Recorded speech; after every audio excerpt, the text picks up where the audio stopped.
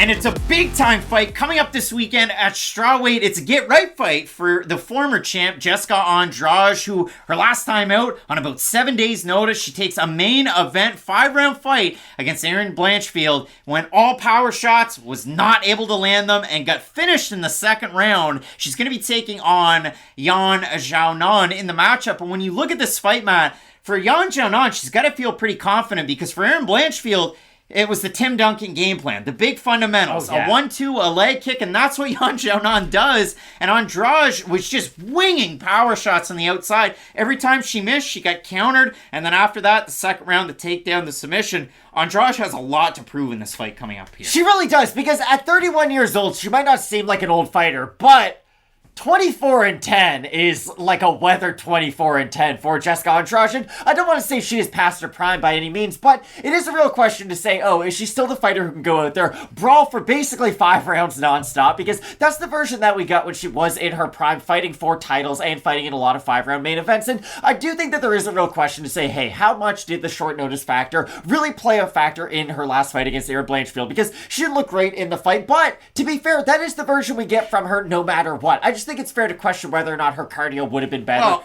and that was, that was less than a month removed from her fight with Lauren Murphy, where she just went scorched earth in that one. Exactly. She had looked really good in the Murphy matchup, had her cardio really held up in that matchup as well. People were calling for that fight to be stopped after the second round. But like you said, this is a fight between two complete opposites. Jessica Andrade is 100% athleticism, the pedal all the way down to the floor, and that's what you're going to get. She is going to win and lose based off that exact game plan. Now, I do think her wrestling is a little bit overshadowed by her knockout power, because her wrestling it's a little bit slam heavy, and again, if the cardio is a question mark at this stage of her career, maybe those slams are going to tire her out that much quicker. But when she is able to implement that wrestling into her game plan, I look back at the Tisha Torres fight. She picked Tisha Torres up over her head and slammed her down about 7 times in a 15-minute matchup, and if we get that version of Jessica Andrade, if it's still locked in there somewheres, then she can definitely win this fight. But if we get the version who is over-committing on a lot of those shots, Yan Xiaonan can stay on the back foot, pump out that jab,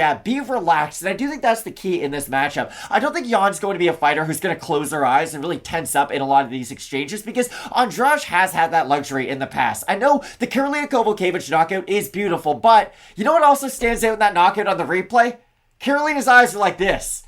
It's easier to knock out somebody whose eyes are closed than someone who can use their feet, shuffle, and evade some of those strikes. And there's some fighters that are on this card that we're going to talk about that they don't blink. They just keep like wide open. They watch everything. They see it flowing, and they don't take that split second off like a catcher trying to catch a foul tip. They're there to see that ball. So when you look at it for somebody like Yan Xiaonan, I say big fundamental. And again, that Andrade fight against Murphy, defended all 15 takedown attempts, 231 significant strikes.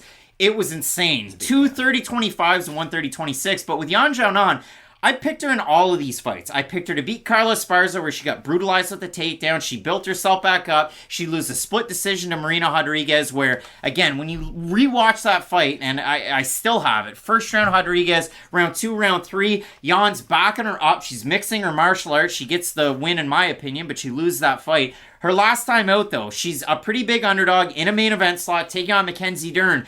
And if you do consider it, that 5th round, maybe that's a 10-8 for Dern. A lot of control. But other than that, I had it 3 rounds to 2 for Yan Xiaonan. And it was round, 1, 3, and 4 that I had Xiaonan winning, because that striking on the outside, the 1-2, the leg kick, it's all big fundamentals.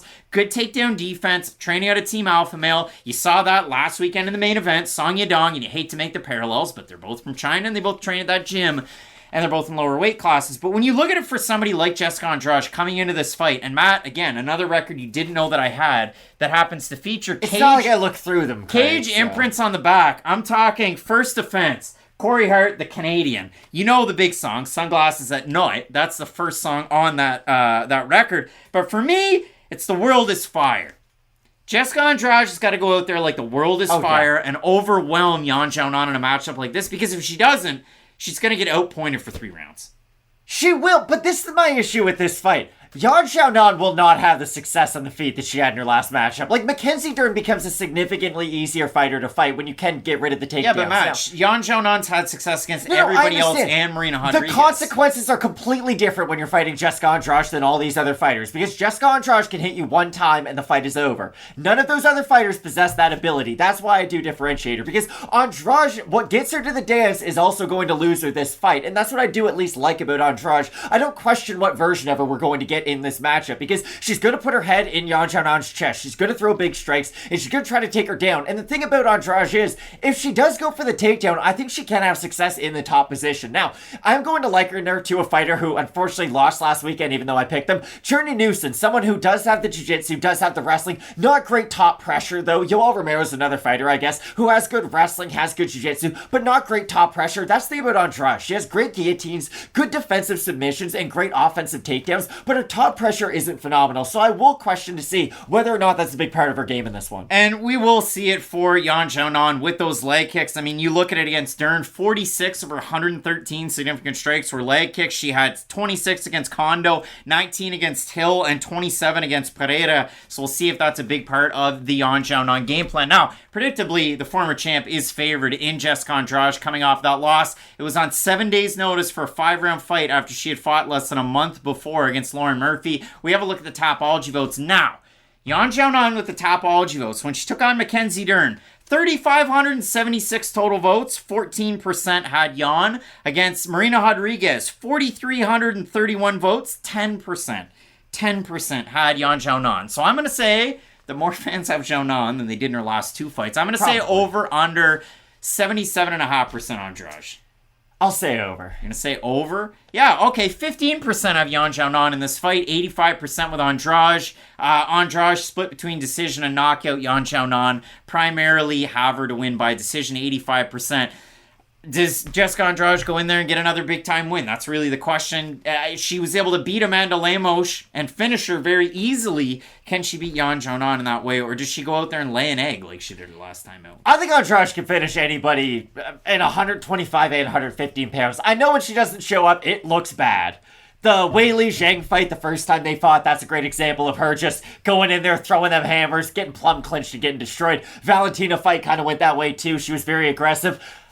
I'm gonna have Yan Xiaonan in this matchup. I like her consistency, and I think that's key. Again, if Jessica Andrade goes out there and finishes her, that's fine. I'll be the first one to say I'm wrong. But at 31 years old, the age is very deceiving for Andrade, and I worry that the last fight might be a sign of the decline for her. So I'm gonna go with Yan Xiaonan to really get the first huge win of her career. Like, if you beat Jessica Andrade, it is off to the races. It's the Jim Miller effect, you know? And I think that's the term we can call it from now on, because when you beat someone like Jim Miller, what happens? Do the fights get easier? No, they get much harder. So I'm going to pick Yan Xiaonan as the underdog. Yan Xiaonan went 2-1 in the UFC's Apex with wins over Claudia Gadelha and,